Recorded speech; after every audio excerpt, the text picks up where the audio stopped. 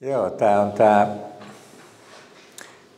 isänpäivä ja äitienpäivä vähän sellaisia päiviä, että jotkut seurakunnat ei järjestä enää äitienpäivänä kokouksia ollenkaan, kun ihmiset on sukulaisten luona, ei ne ehdi kirkkoon. Mutta hienoa, että sinä olet tänään täällä, vaikka on isänpäivä. Mulla on sydämellä ihan rohkaista meitä yhdessä asiassa. Kerron yhden tarinan, moni varmaan on sen jo kuullut, mutta mun tarinoita on kuultu muutakin, kun on tullut jo 50 vuotta saarnattua, niin samoja juttuja ja esimerkkejä toistaa. Kerran eräs pikkupoika oli eksynyt koulun pihalle ämpärin ja lapion kanssa ja koulun kellot soi ja lapset juoksi pihalle ja satoja lapsia ja ne ympäröi tämän pikkupojan ja joku kysyi, että mikäs sinä olet? Niin pikkupoika vastasi alahuuli vapisten, että minä olen ihminen.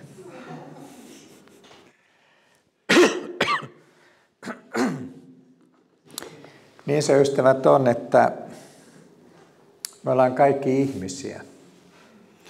Ja siitä haluaisin tänään jotain sanoa. Elämä olisi nimittäin paljon helpompaa, jos oltaisiin enemmän kuin ihminen. Ja monet haluaisikin olla kristittyinä tällaisia superihmisiä. Ja sellaisia oppejakin kiertää maailmaa ja ne vetää valtavat joukot puoleensa ja hajottaa seurakuntia, kun ihmisille luvataan, että kun sinä minua seuraat, minun uskot ja nämä opit omaksut, niin sinusta tulee superihminen. Eräs saarnamies ihan muutama vuosi sitten Helsingin Olympiastadionilla vieraili. Hän uskoi ja sanoikin, että kun opitte tämän kaiken, mitä hän opettaa, niin te voitte kulkea vaikka seinien läpi, eikä mikään ole teille mahdotonta. No seurasi häntä pikkusen, enkä nähnyt hänen kyllä koskaan kulkevan seinien läpi, kyllä hän kulki ovista. Mutta me voidaan luvata kaikenlaista. Ja meitä kiehtoo se. On tietysti hyvä, että pyritään kasvamaan ja uskossa ja saamaan Jumalalta lisää voiteluja ja armolahjoja, mutta samalla muistaa se, että Jumala loi meidät ihmisiksi. Hän ei luonut meitä enkeleiksi tai henkiolennoiksi tai joksikin muuksi. Jumalan tahto on se, että sinä olet pieni, heikko, voimaton, haavoittuva ja sellaisena kipeästi Jumalaa tarvitseva. Moni haluaisi olla enemmän kuin ihminen, haluaisi olla kuin enkeli. Elää pelkässä yliluonnollisessa. Mutta voidaan kysyä, että miksi ihmeessä? Sillä ei enkelit ole meidän yläpuolellamme. Enkelit on meidän palvelijoitamme, sanoo Raamattu. Eivätkö he kaikki ole palvelevia henkiä, palvelukseen lähetettyjä niitä varten, jotka saavat autuuden periä. Enkelit on lähetetty palvelemaan sinua ja palvelemaan minua. Ja jälleen Paavali kirjoittaa korintolaiskirjassa, ettekö tiedä, että me tulemme tuomitsemaan enkeleitä. Jumala loi meidät ihmisiksi, mutta ei se tarkoita sitä, että me olemme alapuolella. Meillä on oma osuutemme, meidän tehtävämme on olla ihminen. Terveellä itsetunnolla ihminen, eikä pyrkiä olemaan jotain enemmän. Kaikki kunnia kuuluu Jumalalle, niin kuin kaikki ymmärrämme ja tiedämme, mutta mikä on sitten sinun kunniasi? Sinun kunniasi on olla ihminen. Ei Jumala, ei enkeli, vaan ihminen ihmisten keskellä. Kun me tavoitellaan suurta ja haaveillaan suurista, ja Raamattu kehottaakin meidät tavoittelemaan armolahjoja ja niin edelleen. Mutta on hyvin tärkeää ymmärtää se, että kaikki mikä on Jumalasta, kaikki todellinen Jumalan kohtaaminen, saa meidät kokemaan pienuutemme, tekee meistä pieniä, ei suuria. Jos luetaan vaikka Jesaja 6:5, Jesaja sanoi, voi minua, minä hukun, sillä minulla on saastaiset huulet ja minä asun kansan keskellä, jolla on saastaiset huulet, sillä minun silmäni ovat nähneet kuninkaan, Herran Sebaotin. Jesajasta tuli pieni, kun hän kohtasi elävän Jumalan, Jumalan suuruuden, kun Jumala ilmestyi hänelle. Ilmestyskirjassa sanotaan, kun minä hänet näin, kaaduin minä kuin kuolleena hänen jalkojensa juureen, ja hän pani oikean kätensä minun päälleni sanoen, älä pelkää, minä olen ensimmäinen ja viimeinen. Tätä on, ystävät, todellinen elävän Jumalan kohtaaminen. Ei se ole sitä, että me ruvetaan hyppimään ja meistä tulee mahtavia ja meille tulee valtava itsetunto, me ollaan suuria, vaan kun Jumala astuu oikeasti näyttämölle, niin meistä tulee pieniä. Me tiedämme oman syntisyytemme, me ymmärrämme, että hän on pyhä ja se painaa meidät polvillemme. Ystävät, Jumala tekee ihmisistä, sinusta ja minusta, hän tekee meistä pieniä, jotta hän voi olla suuri. Se on se järjestys. Mooses oli 40 vuotta erämaassa tullakseen riittävän pieneksi, että Jumala saattoi häntä käyttää ja ilmestyä hänelle. Joosef oli vuosia vankeudessa, jotta hän kelpasi elävän Jumalan aseeksi ja käyttöön. Daavid oli monissa taisteluissa ja Saulin vainoissa, valtavissa ahdistuksissa, kuoleman vaarassa, aivan niin kuin pohjalle poljettuna. Ja siellä hän tuli niin pieneksi, että hänestä saattoi tulla väkevä Daavid ja Jumalan ase. Tai Johannes oli Patmoksella, vankisaarella, eli ilmeisesti yhdessä luolassa siellä, todella kurjissa olosuhteissa, muiden rosvojen keskellä siellä. Ja siellä suuressa heikkoudessa Johannes sai ilmestyskirjan. Siellä Jumala ilmestyi Johannekselle. Siellä hän sai kohdata elävän Jumalan.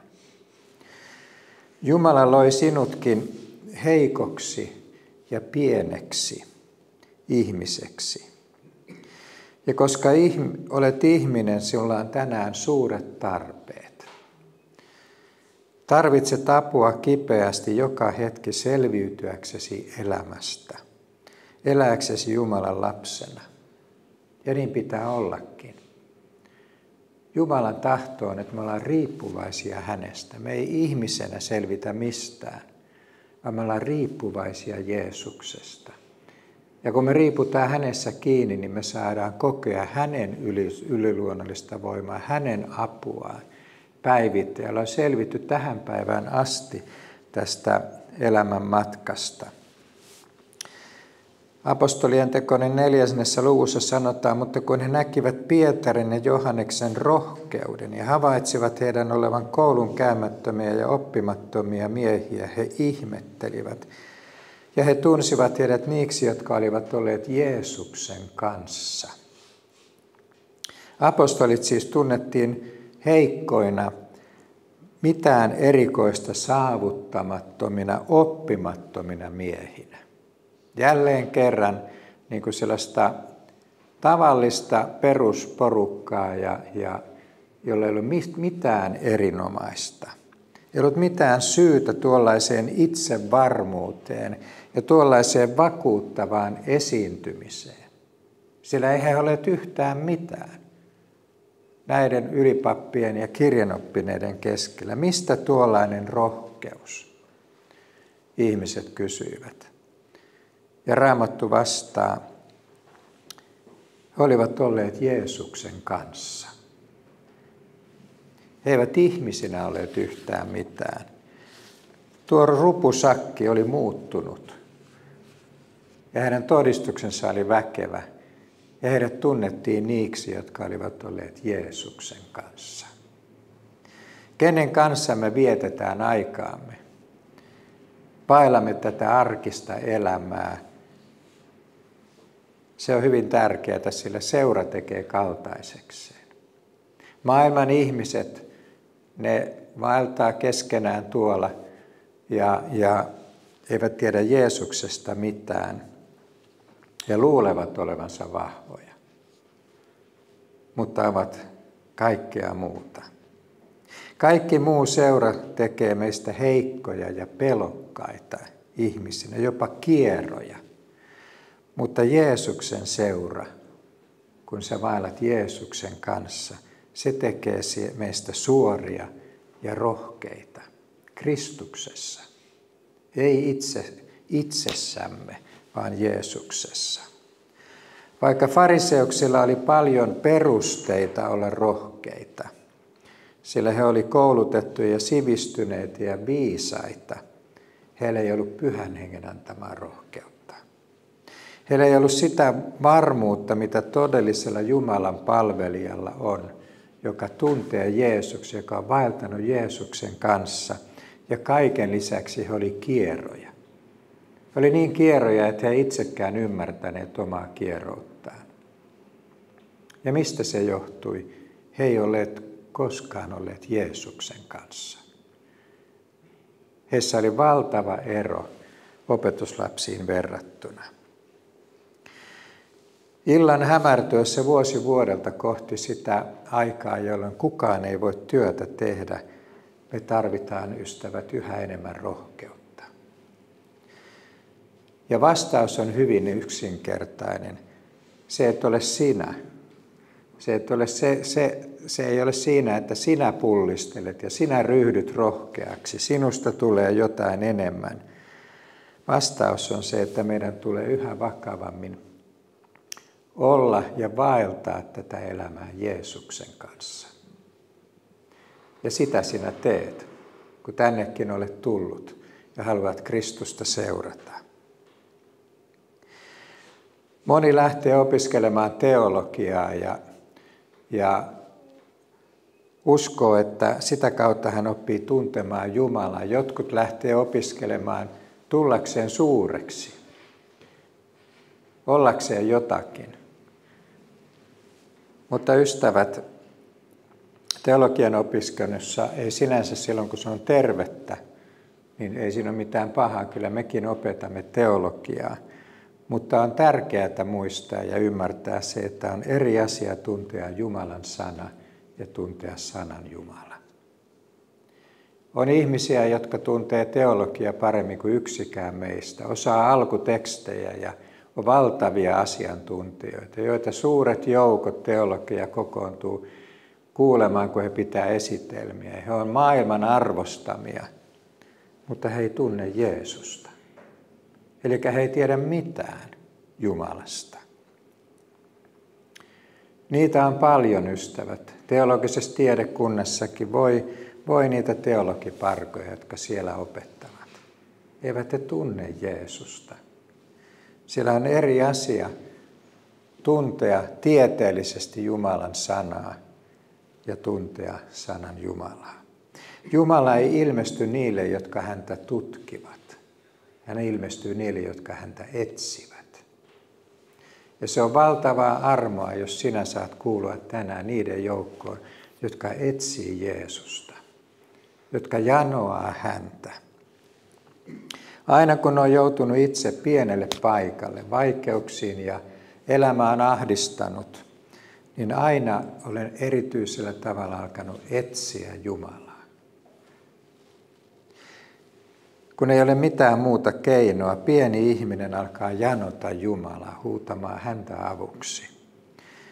Ja niin pitää ollakin. Juuri sellaisia Jumala meistä tekee. Paavalikin sanoo kristitystä, että he, jotka Jumalaa avukseen huutavat. Me ollaan niitä, jotka ollaan käännetty katse pois ihmisestä kohti elävää Jumalaa. Me huudetaan häntä päivittäin avuksi. Ja hän vastaa meille.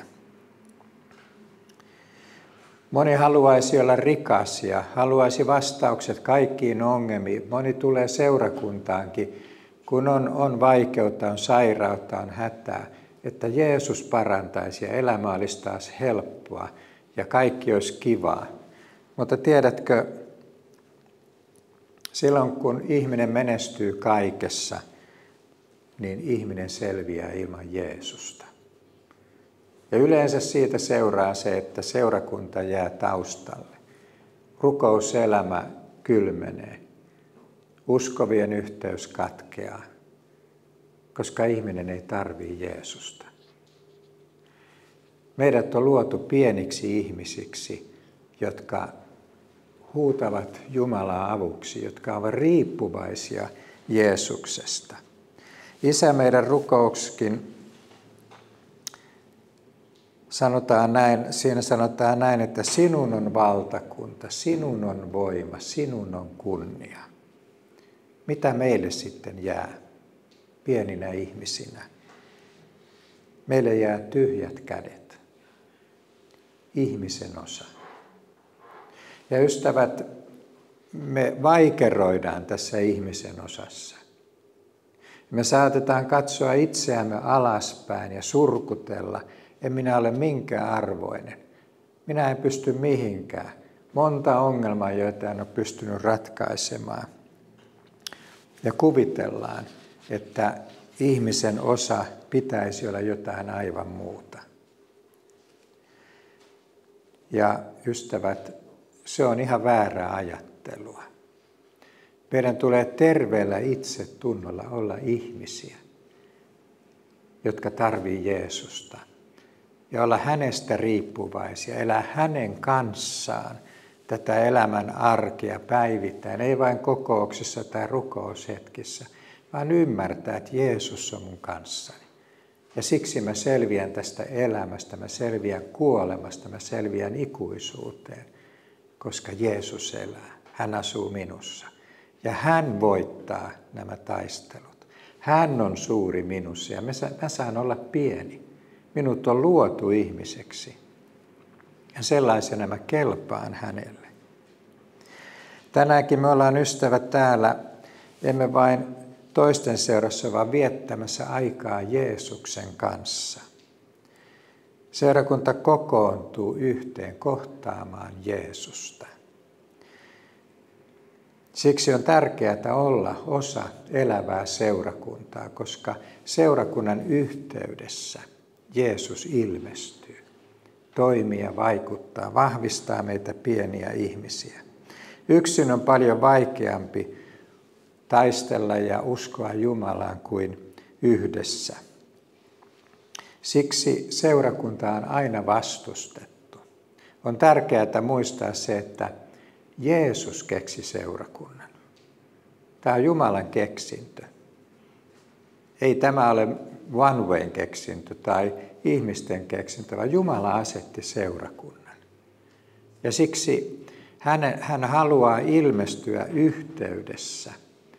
Ja siksi hän kutsuu aina ihmisiä yhteyteen. Siellä hän parantaa ja hoitaa ja kasvattaa. Yhdessä, kun Jeesus on meidän keskellä, me ollaan vahvoja ja voimakkaita Kristuksessa. Ja me voidaan valloittaa tämä maailma Jeesukselle. Mutta yksin me ollaan heikkoja. Niin kuin sanotaan, että monta puuta palaa hyvin yhdessä, mutta kun ne ottaa erilleen, ne sammuu. Se tuli syttyy ja kasvaa siinä yhteydessä. Ja yhtäkkiä me pieninä, heikkoina, vaivaisina ihmisinä ollaankin palavia ja voimakkaita, mutta me ollaan sitä Kristuksessa.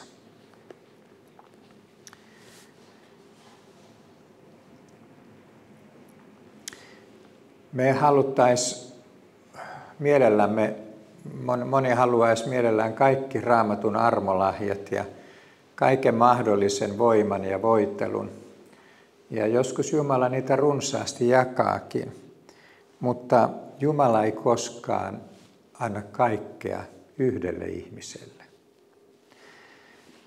Sä olet osa Kristuksen ruumista. Voit olla sormi, jalka, korva, silmä, mutta et koko ruumis.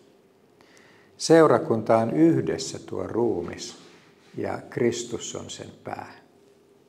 Sinua tarvitaan osana tätä ruumista.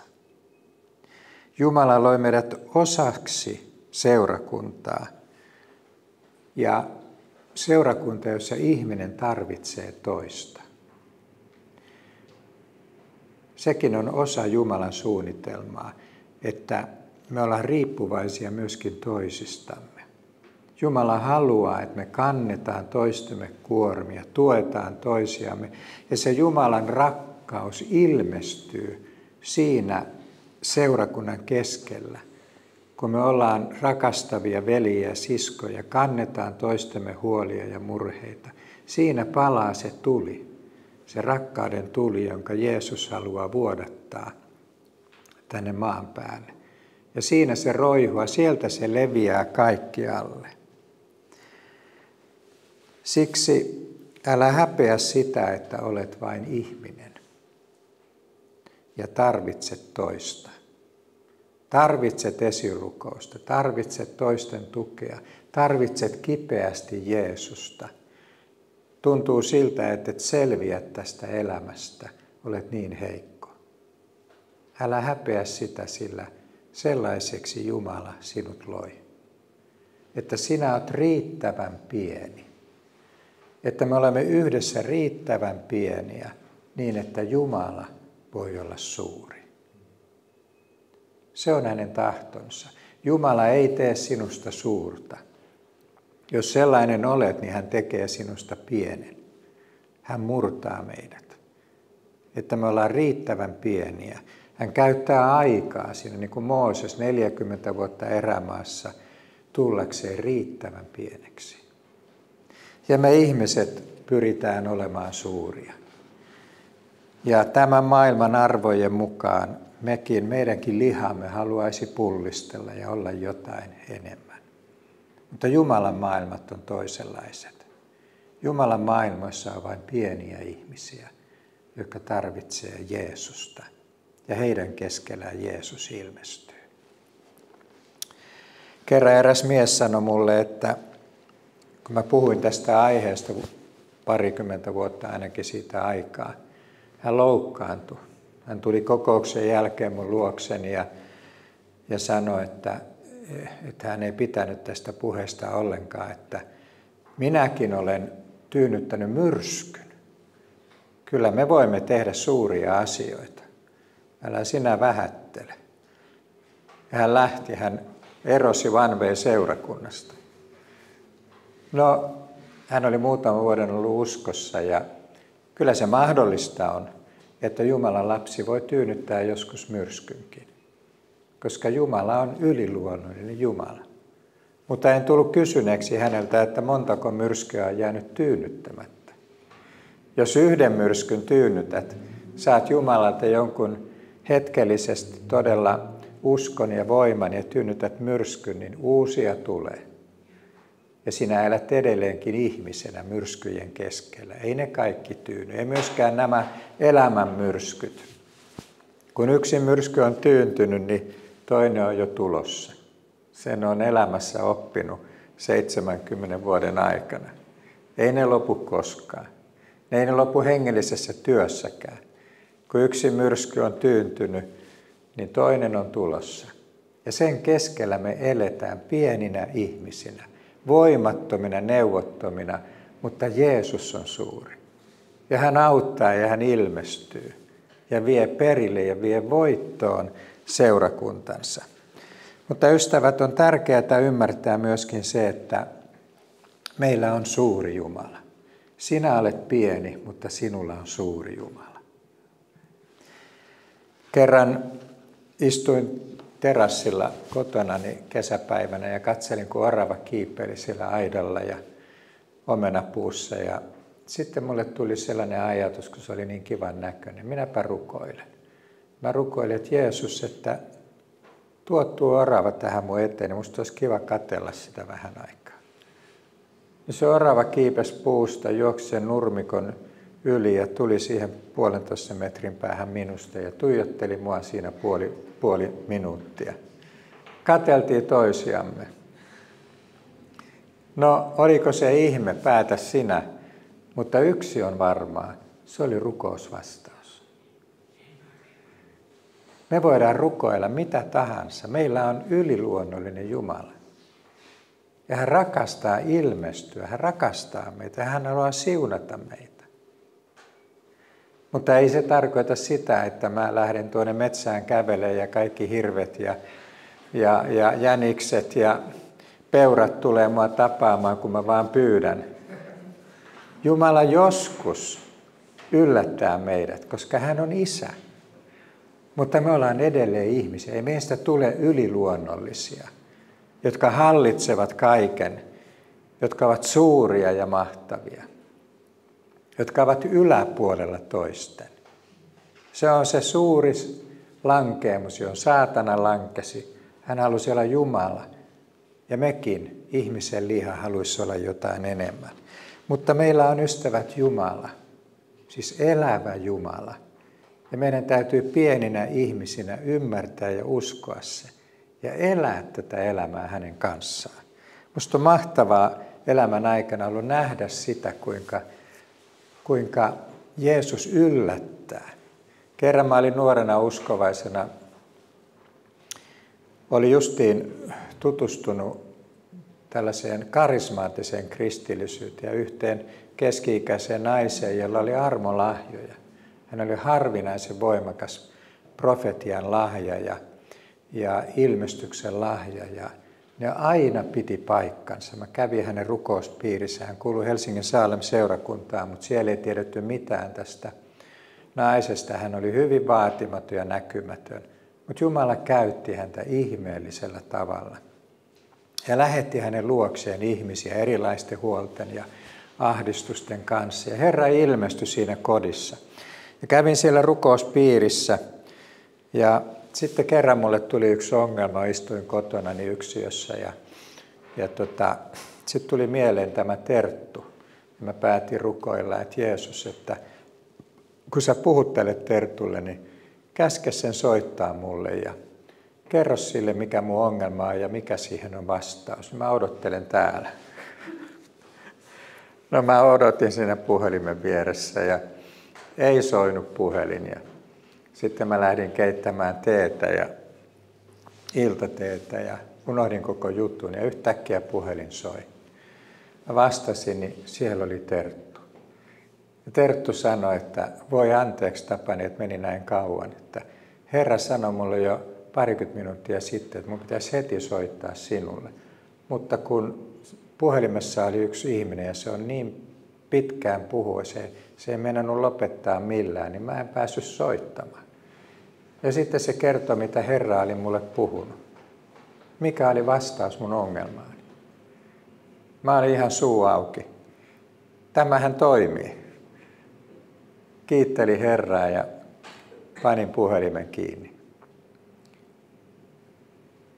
Mutta ei se sitä tarkoita, että aina kun mulla on joku ongelma, niin joku profeetta soittaa ja kertoo siihen vastauksia. Mä olen koskaan kokenut tällaista ja tiedän, että moni ei edes usko sitä, mutta niin vain tapahtui. En mä sille mitään voi. Jumala vastasi mun rukoukseen. En mä edes ajatellut, ettei se ole mahdollista, koska Jumala on ja Jumala puhuu. Ystävät, Jumala haluaa elää tätä arkea meidän kanssamme ja me saadaan anoa häneltä ihan mitä tahdomme. Ja hän todella vastaa ja hän toimii, mutta edelleen me ollaan ihmisiä. Kerran olin tämän Tertun luona ja mulla oli sellainen murhe, että mä olin silloin yhden seurakunnan nuorisotyössä ja nuorisotyön avustajana, koska oli itsekin vielä nuori, mutta musta oli puhuttu pahaa. Mua oli mustamaalattu aika rajusti ja erityisesti yksi ihminen oli levittänyt sitä ja puoli seurakuntaa nousi mua vastaan. Ja se oli jotain tosi dramaattista, kun en mä ollut koskaan kokenut sellaista. Mä olin siis ihan melkein lapsi vielä. Ja sitten mä kerroin siellä tämän murheen ja rukoiltiin ja ahdistuneena kerroin ja vein sen sinne. Ja silloin tämä Terttu profetoi mulle, että minä vaikutan niin, että hän tulee ja pyytää sinulta anteeksi. Meni muutama päivä, olin tällaisessa kokouksessa, ehkä tämän verran vähän enemmän oli nuoria koolla ja hengellinen tilaisuus. Ja yhtäkkiä tämä nuori mies nousee ylös ja koko seurakunnan kuulen pyytää julkisesti anteeksi, mitä hän on puhunut minusta. Kukaan ei tiennyt, että Jumala ilmoitti sen jo etukäteen.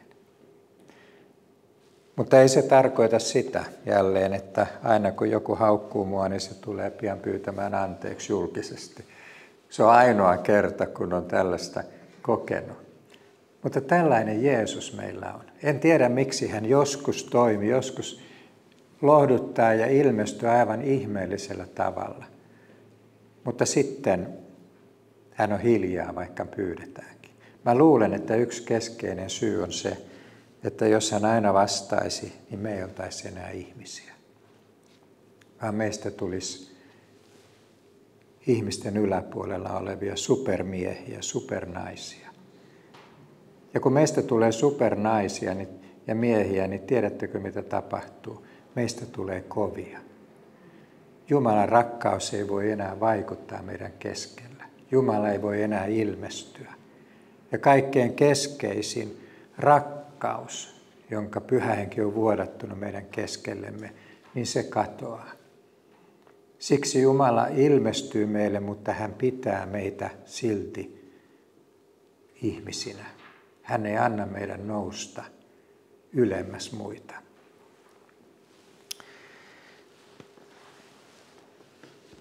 Aikanaan Jeesus herätti kuolleita ja teki valtavia ihmeitä, mutta sitäkin tapahtui, ystävät, meidänkin aikanamme.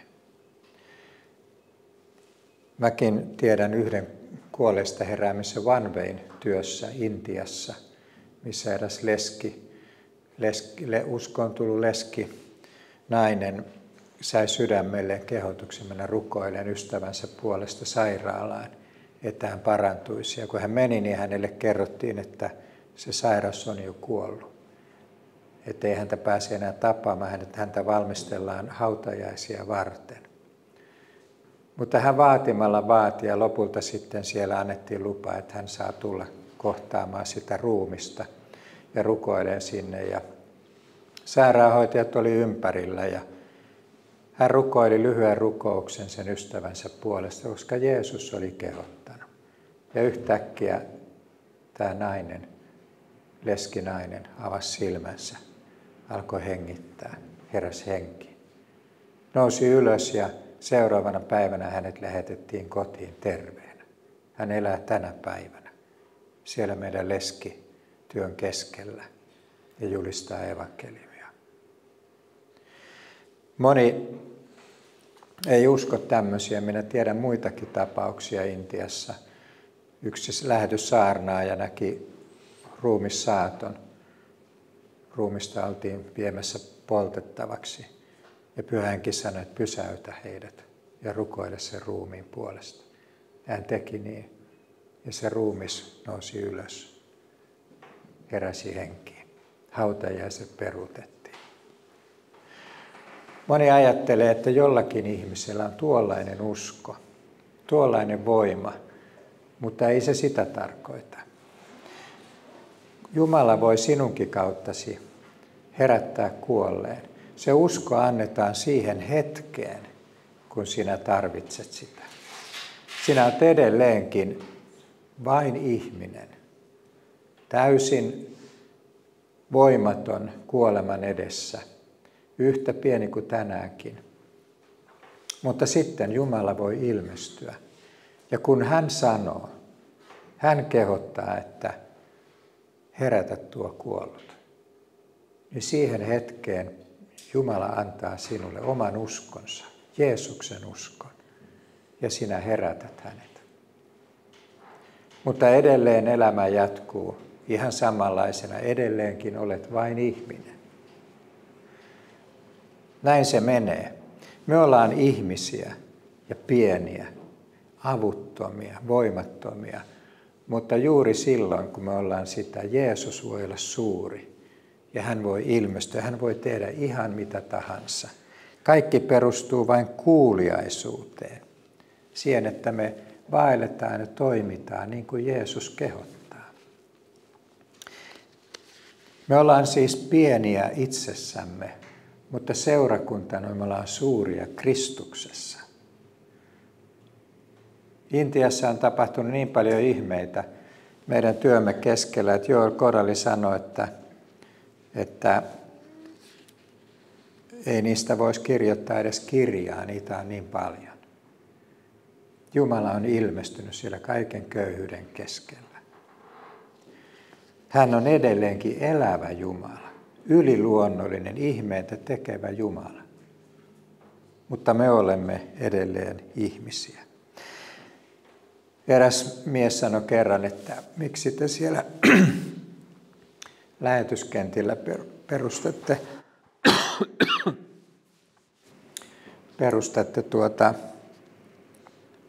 klinikoita ja miksi sinne perustetaan sairaaloita ja muuta, että eikö sinne pitäisi vaan mennä ja parantaa kaikki sairaat Jeesuksen nimessä.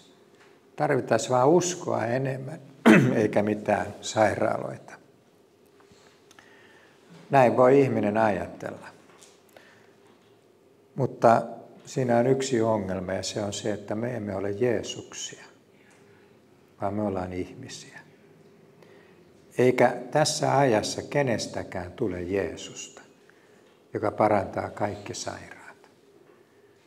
Jos niin tapahtuisi, niin se Jeesus olisi hyvin pian yläpuolella kaikkien muiden. Se olisi täynnä kovuutta ja sieltä häviäisi Jumalan armo ja rakkaus. Sen sijaan hän lähettää meidät kärsivien keskelle lohduttamaan ja rohkaisemaan, kertomaan Kristuksesta, välittämään Jumalan rakkautta niille ihmisille, jotka ahdistuksessa elävät. Se on meidän tehtävämme. Se on paljon tärkeämpää kuin se, että sairas paranee. Se, että ihminen saa kokea Jumalan armon ja rakkauden ja pelastuu. Jeesus sanoi, että minä sairastin ja te kävitte minua katsomassa. Ei Jeesus sanonut, että minä sairastin ja te paransitte minut. Ei Jeesus sanoi, että meidän tulee lähteä kaikki parantamaan. Kyllä hän parantaa edelleenkin. Mutta hän lähetti meidät lohduttamaan sairaita. Niin, että Jumalan rakkaus saa ilmestyä, niin että ihmissielut pelastuvat. Paavalista sanotaan, että Paavali sanoi, että Troofimuksen minä jätin Miletoon sairastamaan. Ei hän Troofimusta parantanut, vaan hän halusi ja jätti Troofimuksen lepäämään, että hän paranee. Näin Jumala toimii meidänkin keskellämme, ystävät. Sinä olet kutsuttu ihmiseksi ja ihminen on heikko. Ja niin pitää ollakin. Ja ole ylpeä siitä, että olet ihminen. Olet heikko ja pieni, joka tarvitset Jeesusta. Usein kun Jumala toimii ja ilmestyy, niin juuri silloin me ollaan poikkeuksellisen heikkoja. Se on merkillistä. Mullakin aikanaan olen joskus näitäkin kertonut.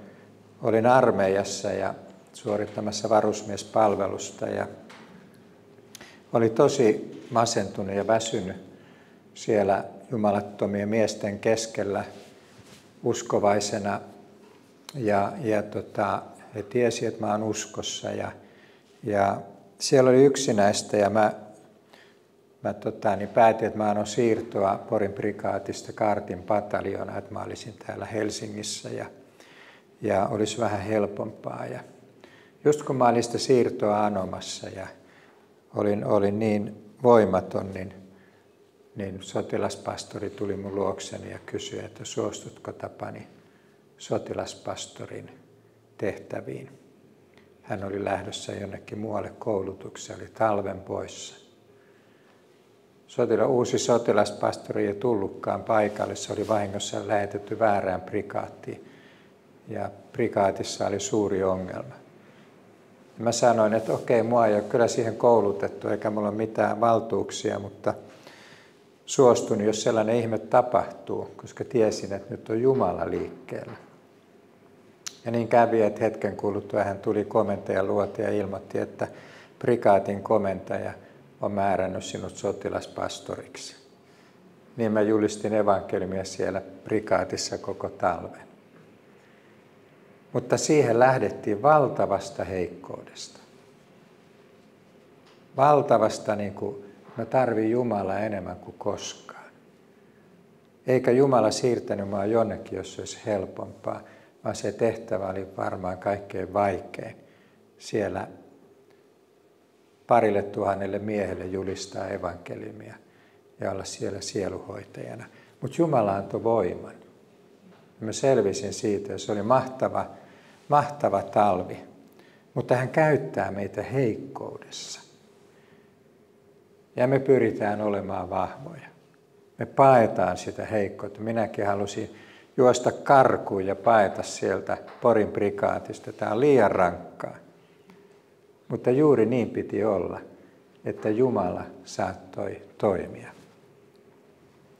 Tai toinen tilanne oli silloin, kun Herra kutsui mut niin kuin julistamaan evankeliumia. Mä olen kertonut se monta kertaa, kuinka mä olin hirvittävän ujo ja arka. Ja koulussakin mä olin niin ujo, että jos joku tyttö katsoikin mua, niin mä tulin jo siniseksi. Ja aivan mahdotonta oli ajatuskin, että mä luokan eteen menisin ja lukisin aineen. Sellainen tapa oli, että jos joku onnistui ainekirjoituksessa, niin sitten se pyydettiin, että se tulee luokan eteen lukemaan sitä. Mä onnistuin, mutta en mä suostunut siihen. Mä olisin tukehtunut ennen kuin mä olisin päässyt sen aineen loppuun. Mä pelkäsin ihmisiä, mä olin takarivissä, mä olin arka ja ujo. Ja sitten Herra kutsui mut julistamaan evankeliumia. Ja muistan, kun mä olin Santahaminan varuskunnassa, oli ensimmäisiä tällaisia suurempia tilaisuuksia ja jumalattomalle yleisölle. Ja koko sali oli sellaisia harmaita vihaisen näköisiä miehiä täynnä. Ja mä olin nuori poika. Ja mä istuin siellä lavan sivussa ja kattelin sitä väkeä, kun siellä joku kapiainen juonsi tilaisuutta ja ajattelin, että mä kuolen tähän. Että mä en ikinä selviä tuosta, mutta Herra, sä oot mut lähettänyt tähän. Ja sitten tuli kutsu, että nyt Tapani Suonto tulee puhumaan. Mä kävelin sinne mikrofonin ääreen ja katsoin niitä ihmisiä ja tiesin, että ei tule mitään. Ja silloin mun yläpuolelta tuli sellainen valtava, sellainen lämmin aalto, se kulki koko mun kehoni läpi. Ja mä olin aivan rauhallinen. Mä julistin evankeliumin niin kuin vanha evankelista. Ja kaikki kuunteli. Mutta mun piti olla heikko. Jumala valitsee heikoimman. Ei vahvinta. Hän käyttää kaikissa heikkoja ihmisiä. Mutta heikko on tosi vastenmielistä olla. Ahdistavaa. Mutta sellaisena hän tarvii meitä. Jeesuskin tuli heikoksi. Hän tuli heikoksi meidän tähtemme. Sieltä suuruudesta hän astui heikkouteen pelastaakseen meidät. Siksi meidänkin tulee taipua, suostua olemaan heikkoja ja elää Jumalalle kunniaksi. Ja hän meissä ja meidän keskellä tekee sen, mitä hän tahtoo ja minkä hän kykenee. Me ei kyetä mihinkään. Se apu ja rohkeus ja voima, mitä me kaivataan, niin se tulee sinun ulkopuoleltasi. Kaikki tulee ulkopuolelta. Sä pysyt samanlaisena loppuun saakka, ikävä kyllä. Sä et tule muuttumaan ihmisenä. Sä olet lihaa ja verta. Sä olet syntinen. Sun ajatuksissa pyörii vääriä ajatuksia välillä. Sä et muutu miksikään, mutta Kristus sinussa voi tehdä, mitä hän tahtoo.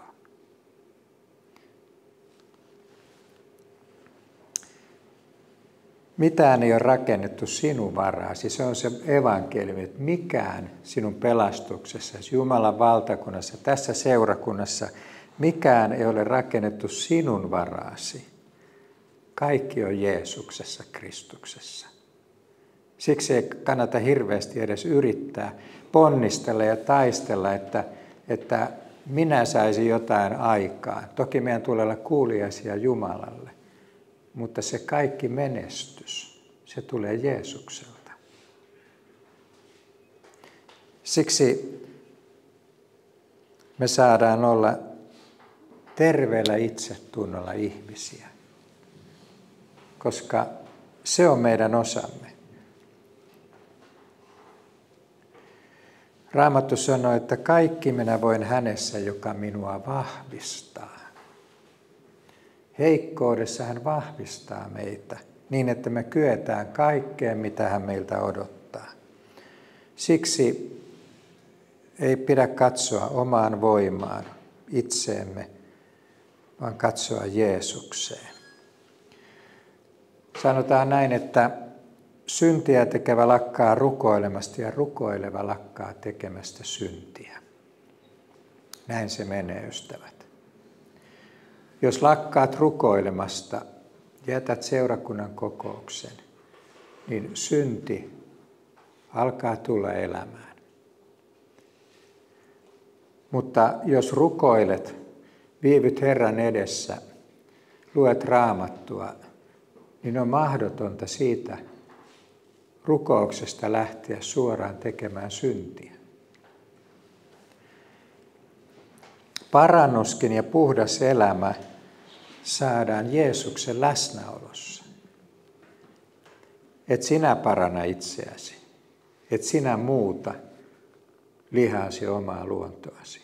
Sekään ei ole sinun ansiotasi, vaan Jeesus sinussa saa aikaan sen.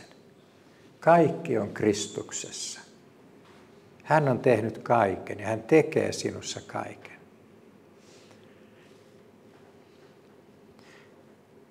Eräs nainen, tämänkin tarinan monet tietävät, mutta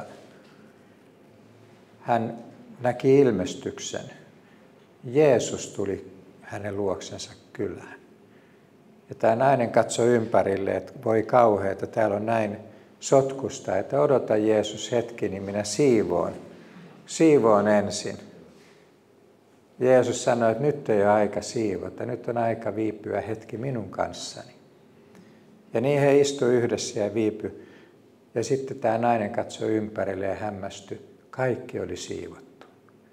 Ei ollut mitään siivottavaa. Ja silloin hän ymmärsi, mitä Jumala opetti hänelle. Se sydämen sotkukin puhdistuu Jeesuksen läsnäolossa. Kun hän on vain Jeesuksen kanssa.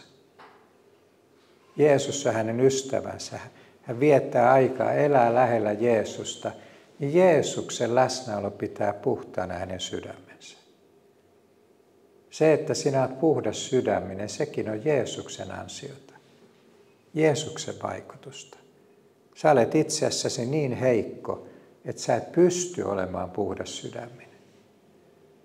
Susta ei tule taivaskelpoista, vaikka kuinka yrität, vaan se kaikki on Jeesuksen aikaansaannosta. Hänen armonsa, hänen rakkautensa on niin suuri, että hän tekee meistä kelvollisia taivasten valtakuntaan, vaikka me emme siihen kykene.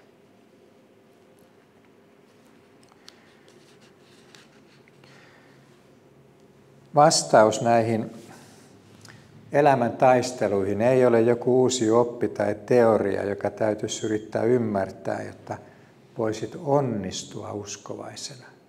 Vastaus on persoona, Jeesus Kristus. Vastaus on ystävä, joka rakastaa, veli, joka on rinnallasi, Vastaus on ihminen. Jeesus Kristus, joka on kulkenut ihmisen tien. Hän oli 100% ihminen ja 100% Jumala. Hän tietää, mitä on olla ihminen. Ja hän on käynyt jopa kuoleman läpi ja siksi hän voi meidät pelastaa. Hän on sinun kanssasi siinäkin heikkoudessa, kun sä astut kerran kuoleman rajan ylitse. Siinä, jos missä sä olet täysin avuton. Mutta kun Jeesus on sun kanssa, se heikkous muuttuu voitoksi iankaikkisesta iankaikkiseen. Aamen. Rukoillaan vielä yhdessä. Kiitos elävä Jeesus, että me saamme tällaisenaan olla Jumalan lapsia ja kiitos, että meidän ei tarvitse, emmekä me voikaan ponnistaa ollaksemme jotain enemmän. Kiitos, että me saadaan olla heikkoja, pieniä, avuttomia ja sellaisena Jeesuksesta riippuvaisia. Ja kiitos Jeesus, että juuri tällaisena me kelvataan sinulle. Ja kun me eletään lähellä sinua, kiitos, että sinä saat aikaa meissä kaiken sen, mikä on tärkeää, mikä on meidän osamme ja tehtävämme. Ja kiitos, että sinä olet meissä ja viet meidät läpi kuolemankin iankaikkiseen elämään. Kiitos tästä armosta, että sinä olet kaiken valmistanut ja tehnyt. Sinä et vaadi meiltä muuta kuin, että me uskomme sinuun ja elämme lähellä sinua parannuksessa Jeesuksen nimessä. Aamen.